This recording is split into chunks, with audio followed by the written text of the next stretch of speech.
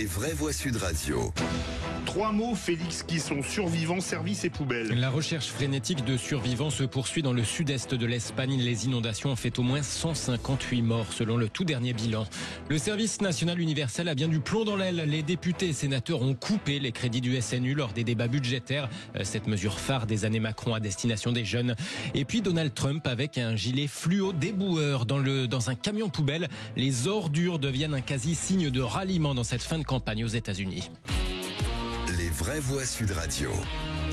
La dévastation, la recherche frénétique de survivants et le deuil. Dans le sud-est de l'Espagne, le bilan des terribles inondations vient de passer à 158 morts au moins. Carmina habite à Valence, dans une partie de la ville qui n'a pas été touchée, mais son fils a dû partir à pied pour vérifier que les grands-parents injoignables étaient toujours en vie. Mes parents habitent un petit village à 5 km de Valence.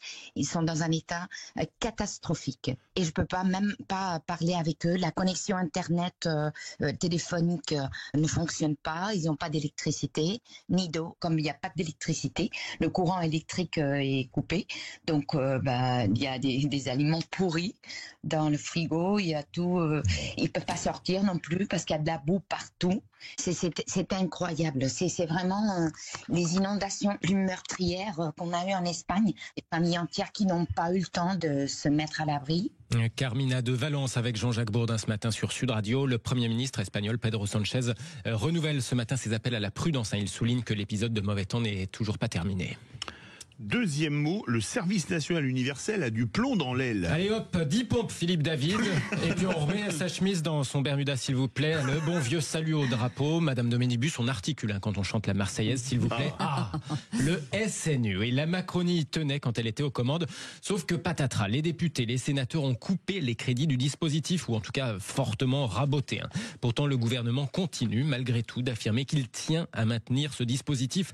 Ce SNU, c'est ce qu'a affirmé ce matin par exemple le ministre de la fonction publique, Guillaume Kasbarian. Sur le territoire, j'ai pu voir des jeunes qui étaient ravis de ce passage dans le SNU, qui avaient un regard différent sur l'engagement, sur les forces de l'ordre, sur la gendarmerie, sur les militaires, sur les cérémonies patriotiques que nous pouvons avoir dans notre territoire.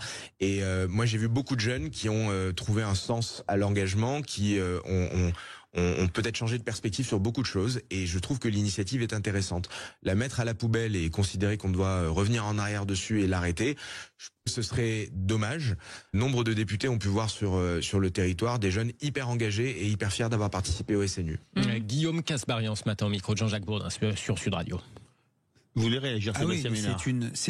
Alors je suis pour les coupes budgétaires, je suis pour faire des économies, je suis pour trouver des solutions autres que l'impôt, mais là c'est une énorme connerie.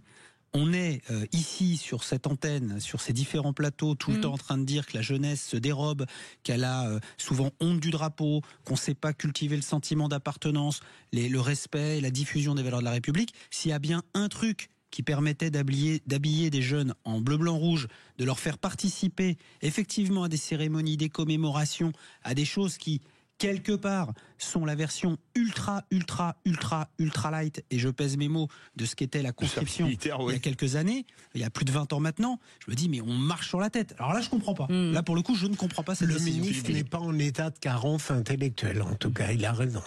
Ah bon ? Oui, il a raison. D'accord. Comme c'est lui aussi, ma chère Cécile, qui proposait 3 jours de carence. Oui, d'ailleurs, il a réaffirmé sa volonté de lutter contre l'absentéisme des fonctionnaires. Je sens que je suis d'une rapidité ce soir. Fulgurance, là. C'est pas suivi il a parlé même par Philippe David avec retard, ce qui est rare. Il a aussi parlé d'ailleurs de rémunération au mérite des fonctionnaires. Ce matin, Guillaume Kasbarian. Allez, le troisième mot, chers amis, poubelle. Cela devient quasi signe de ralliement aux États-Unis. Oui, Donald Trump est apparu en meeting vêtu d'un gilet orange fluo hier et dans un camion poubelle, logoté aux couleurs de sa campagne. Trump, il était très fier de son coup, haranguant la foule à la fenêtre du véhicule. Je l'aime beaucoup, mon camion. Ce camion, c'est en l'honneur de Kamala et de Joe Biden, lance-t-il. Et voilà ce qu'on pourrait appeler un peu la poubelle boomerang. La polémique qui se retourne. À l'origine, la campagne Trump était affaiblie par cette sortie d'un intervenant en meeting qui avait traité Porto Rico d'île d'ordures. Mais Joe Biden ayant retourné le compliment contre les supporters de Donald Trump en les traitant d'ordures eux-mêmes, eh bien ces derniers, les Trumpistes, la jouent « Oh my God, les démocrates nous insultent ». Et quand bien même Kamala Harris a pris ses distances hier, on l'entendait avec la déclaration du président Biden sur les ordures, eh bien elle n'aura donc pas pu empêcher Donald Trump de surfer finalement sur cette vague de poubelle à désormais 4 jours de la présidentielle, ça se rapproche. Est-ce que finalement c'est pas poubelle la campagne pour Donald Trump? Oui, mais n'empêche que Donald Trump, il sait exploiter les bêtises de ses adversaires. Ah oui, mais il a raison. Et apparemment, ce matin, j'ai été sur une autre chaîne, de manière scandaleuse d'ailleurs.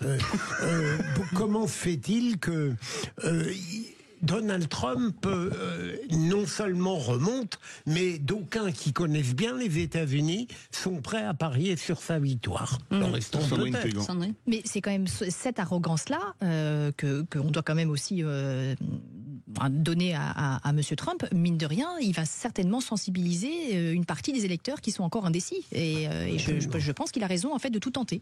C'est ça. Sébastien? Oui, enfin, je suis pas spécialement convaincu par les effets de manche et les effets de com de Trump. Il surfe là-dessus, il a raison ou pas, je ne sais pas. Mais enfin bon, quand on voit les images du camion poubelle tout neuf, etc., Trump un peu endimanché avec un espèce de gilet jaune pour faire le buzz et faire l'image. Si les États-Unis sont réduits à ça, ils vont pouvoir bientôt faire du meeting sur du trio. Ouais. Voilà. Si c'était en France, peut-être qu'ils mettraient ça dans les meetings. Félix. Bravo. Merci beaucoup. Servir des frites dans le camembert. Oui, après on peut faire plein de choses. Merci beaucoup Félix Mathieu. Vous restez